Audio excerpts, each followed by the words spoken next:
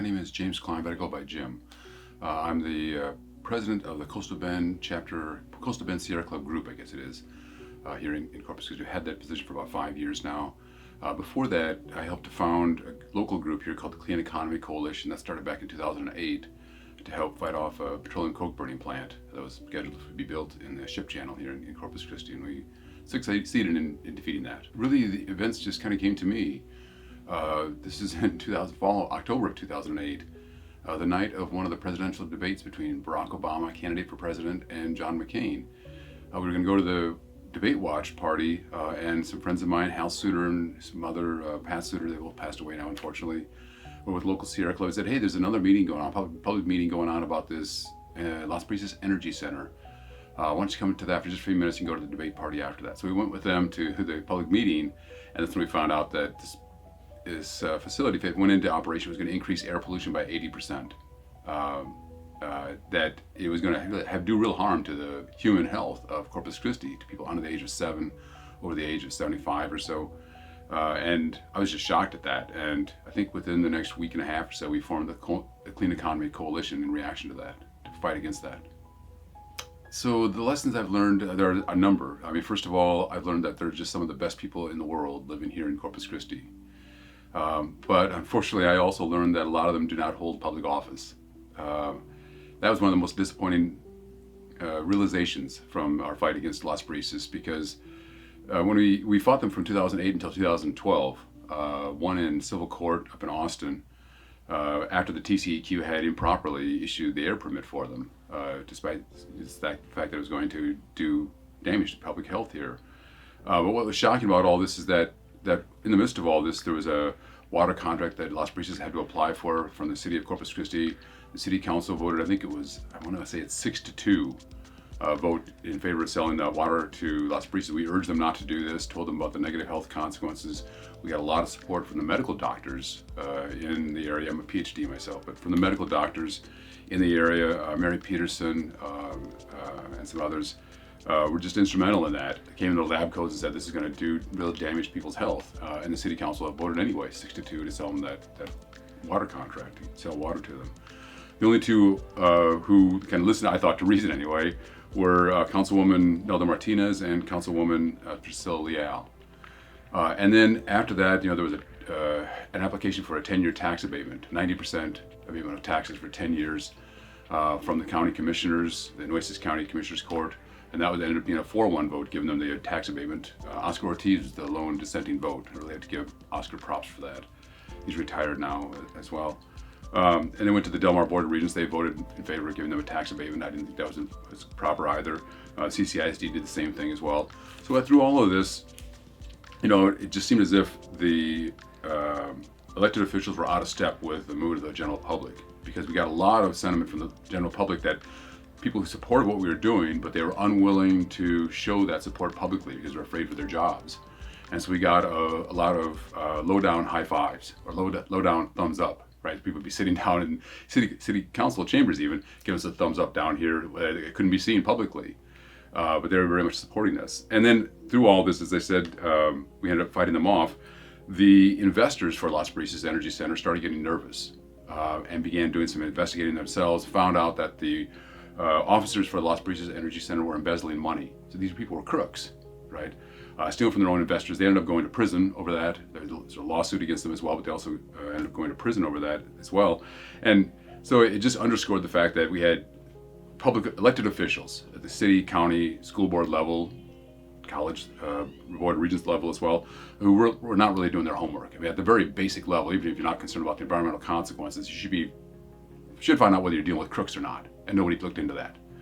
And so that gave me a very dim view, I guess, of public officials after that. It really, I suppose it's kind of stuck with me yet now today. Yeah, I mean, you find small victories. I mean, we won against Las Brisas. Now, you can make the argument that part of the reason that the Las Brisas Energy Center did not appeal the ruling in the courts was because their business model no longer worked. And that's partially because the Eagle Ford Shale came online, dramatically dropped the price of natural gas to the point where petroleum coke burning is no longer financially viable anymore. And there's some truth to that as well.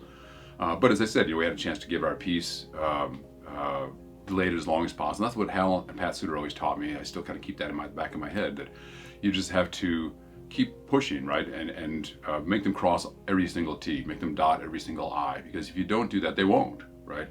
I mean, in the midst of all this, a friend of ours, one of our members of the Clean Economy Coalition, the CEC, went out to the TCEQ offices at Tamu CC and was looking at all the different applications, trying to understand what the record was for TCEQ rejecting air permits and water permits, what percentage. And didn't find that out entirely because he couldn't get all the records. But what he found was just astonishing. There's 1 or 2 applications that were entirely blank, had been submitted and were stamped approved.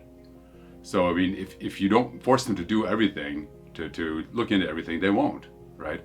A blank application means they have basically carte blanche to do whatever they want. And they have a permit from the TCEQ to go ahead and go into business without any sort of limits at all on their air permits, or air releases, or water releases. And so you have to keep pushing that. As I said, there are small victories. It really has introduced me to some really good people, as I said, here in Corpus Christi as well. And I think this is more recent, I guess, than our fight against Las Brisas, although we did have a lot of help from a lot of different groups. There was a student group at the university that supported us, staged a march up Ocean Drive. They had a parade permit for all that. That was wonderful. We had, I don't know, several hundred people at least on the parade that day. But what gives me hope, I think, is that people under the age of 40, especially under the age of 30, are really much more active than I have to confess I was when I was that age. And that, I think, gives me hope, because I feel as if my generation has dropped the ball, or whatever analogy you want to use. We screwed things up pretty badly.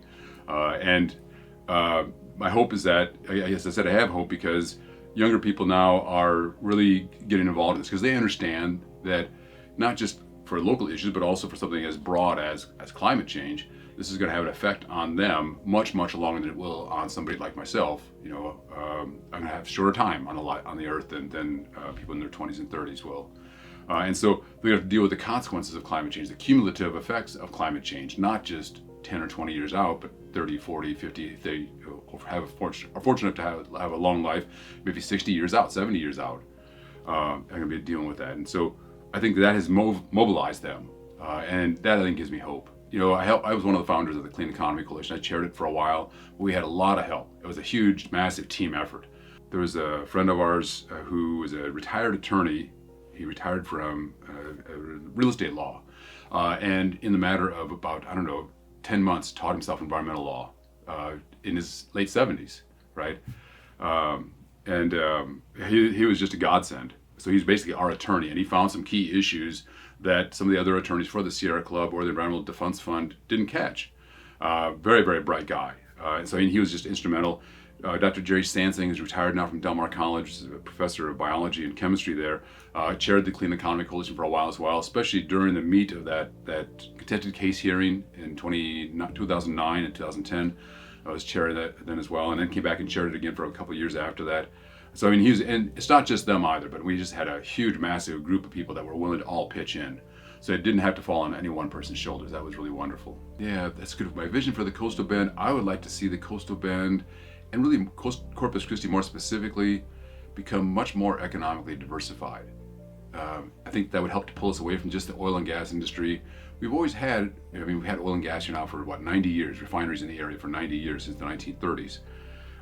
But it was always kind of a partner within our local economy. And I think especially since December of 2016, that the ban on oil and gas exports was lifted, that has changed. Now suddenly oil and gas really has blown up, and now it really, I think, pretty clearly dominates our economy. I think that's unhealthy, not just, I say that not just as an environmentalist, but also purely from a purely economical standpoint, that it's unwise for us to put all of our eggs in one basket, the oil and gas basket, especially if that basket has a hole in the bottom of it.